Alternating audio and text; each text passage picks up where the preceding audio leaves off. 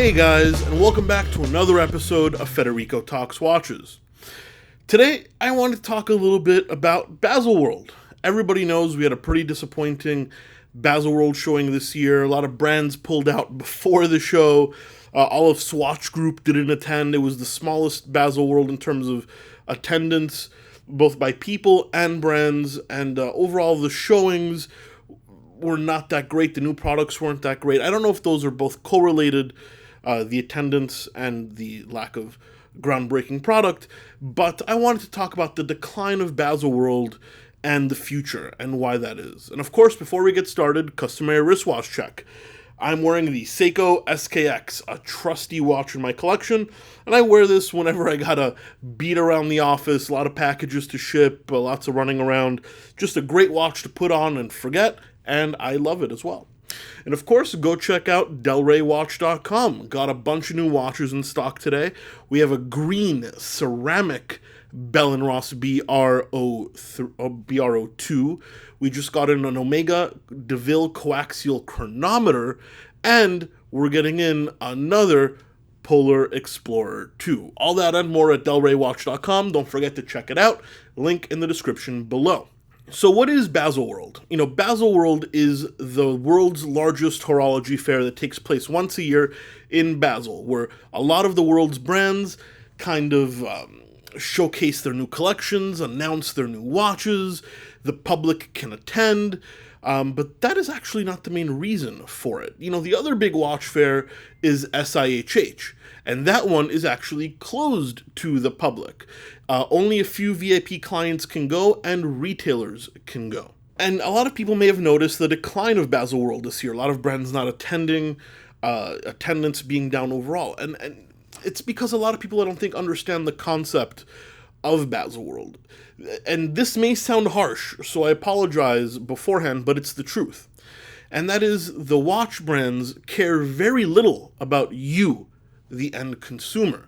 What they really care about is the authorized dealer, because the watch brands sell most of their watches to authorized dealers, not to consumers, and then the consumers buy them from the authorized dealers.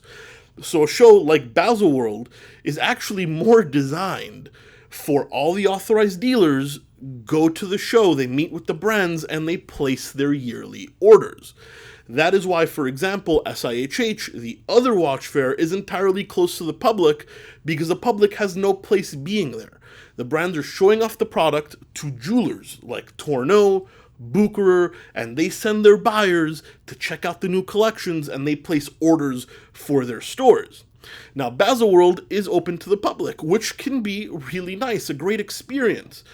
But a lot of people that I know that have gone, that are not jewelers, that are the normal public, actually quite dislike the experience. You go to the booth, you want to see something, and the brands, they just pretty much ignore you. They're busy fulfilling orders and wining and dining their authorized dealers, who are their customers.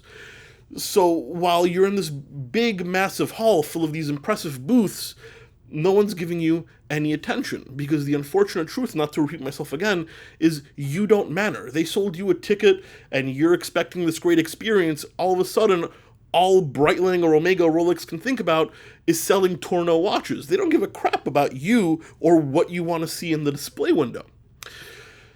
So that's that. And a lot of brands, they actually pay for their retailers to go once a year to Baselworld. So Rolex, maybe not, it depends brand by brand, but a brand, let's pretend Tudor, I don't know if Tudor actually does this, but let's pretend Tudor, they will pay part of the cost to take all of their jewelers and staff to Switzerland for a few days to check out the new product.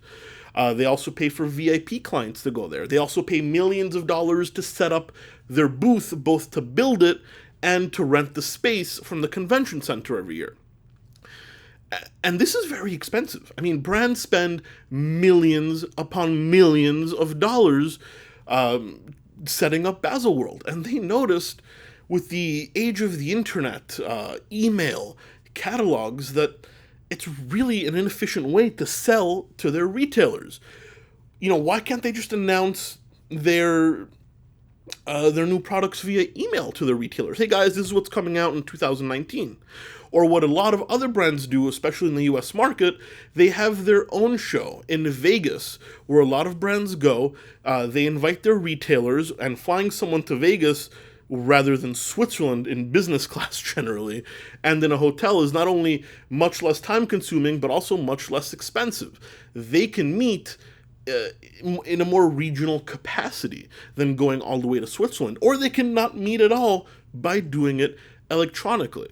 So obviously Swatch Group noticed, this Baselworld costs a crap ton, all the space we have to rent, the construction, the airplane tickets, yada, yada, yada.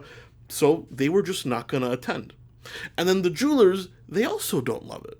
Because while it is a cool experience and it's a luxury trip to Switzerland, they have to be away from their business for 3 or 4 days. And let's be honest, they have important stuff to do. They have a business to run. So they also don't love to attend. So what's left are disappointed consumers, like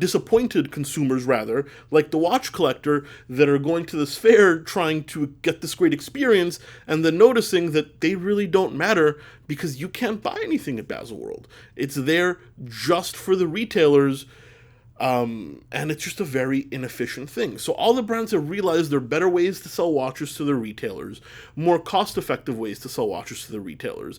And in 2019, you don't have to go all the way to Switzerland to check out the new collections. Now, Baselworld is trying to shake things up. The company that runs Baselworld is trying to change things, make it more exciting. But the truth is, I don't know. I think it's the end of an era. I think there's very little reason to attend Baselworld in the age of the internet, especially when you're going to pay all this money, and as a consumer, you're not going to get a good experience generally. I mean, why would you do that? There are better ways to spend your time and money than to be treated poorly at a big convention center halfway around the world. But guys, that's just my take. I've been to SIHH, I've been to Baselworld, both times as part of retailers, both times as part of a buying team, and I can tell you, while it's exciting, it's certainly no fun. It's hours a day, you're locked in a little room while you visit different brands and you negotiate over hundreds of thousands of dollars of opening orders, and it's just there to get the authorized dealers money, essentially. I don't know if I explained myself very well. This video was entirely unscripted, but I just wanted to give you a different take on why these fairs exist. A lot of people see it as a celebration of horology, where actually it's just, an opportunity for brands to sell watches to their authorized dealers, which is why I think SIHH is a little bit better. It's closed to the public. Now, that's not me trying to be snobby, but you're there to try and conduct business. The brand wants to conduct business, the jeweler wants to conduct business, and they don't need 50,000 tourists kind of running around the convention center.